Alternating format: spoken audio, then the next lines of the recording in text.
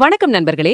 தலைவர் நடிகர் விஜய் நடித்துள்ள கடைசி படமான ஜனநாயகன் திரைப்படம் தொடர்பான முக்கிய அப்டேட் ஒன்று வெளியாகியுள்ளது.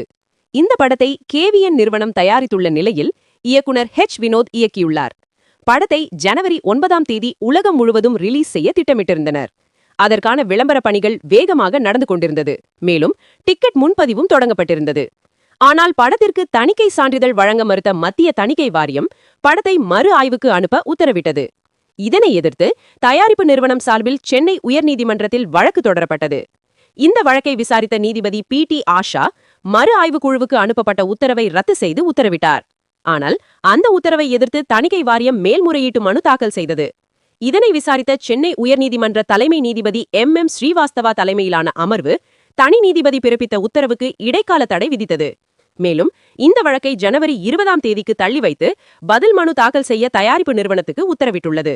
இந்த நிலையில் இந்த தடையை எதிர்த்து தயாரிப்பு நிறுவனம் சார்பில் வழக்கறிஞர் EC அகர்வாலா உச்சநீதிமன்றத்தில் மேல்முறையீட்டு மனு தாக்கல் செய்துள்ளார். அதில் உயர்நீதிமன்றத்தின் இடைக்கால தடையை நிறுத்தி வைக்க வேண்டும், மேலும் தணிக்கை சான்றிதழ் வழங்க உத்தரவிட வேண்டும் என்று கோரப்பட்டுள்ளது. இதற்கிடையில் தணிக்கை வாரியம் சார்பில் வழக்கறிஞர் அம்பரீஷ்குமார் எங்கள் தரப்பின் கருத்தையும் கேட்ட பிறகே எந்த உத்தரவும் வழங்க வேண்டும் என்று கேவியட் மனு தாக்கல் செய்துள்ளார். இதனால் ஜனநாயகன் படத்தின் தணிக்கை சான்றிதழ் தொடர்பான மேல்முறையீட்டு மனு உச்சநீதிமன்றத்தில் வியாழக்கிழமை ஜனவரி 15ஆம் தேதி விசாரணைக்கு வரும் என எதிர்பார்க்கப்படுகிறது. இந்த விசாரணை முடிவின் அடிப்படையில் ஜனநாயகன் படம் ரிலீஸ் ஆகுமா இல்லையா என்பது தெளிவாகும் என்று கூறப்படுகிறது. இந்த அப்டேட் பற்றி உங்கள் கருத்து என்ன? கமெண்ட் பண்ணுங்க நண்பர்களே.